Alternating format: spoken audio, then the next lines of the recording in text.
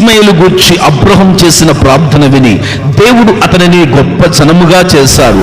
ఇస్సాకు ఆ దేశమందున్నవాడై విత్తనం వేసి ఆ సంవత్సరం 100 ఫలం పొందాడు. దేవుడు అతనిని ఆశీర్వదించను గనుక అతడు గొప్పవాడయ్యాడు. దేవుని మాట విని ఐగుప్తులోకి వెళ్ళిన మోషేను ఫరో సేవకుల దృష్టికి, ప్రజలందరి దృష్టికి మిక్కిలి గొప్పవాడయ్యాడు.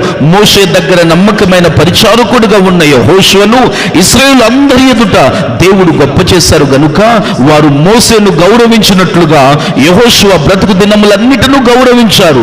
దేవుని పనిచేసిన యోహాను స్త్రీలు కనిన వారిలో మిక్కిలి గొప్పవాడుగా ఉన్నారు. ప్రియులారా, ఈ లోకంలో ఉన్నవారి కంటే నీతో ఉన్నవాడు చాలా చాలా గొప్పవాడు. బైబిల్ ఏం చెబుతుంది?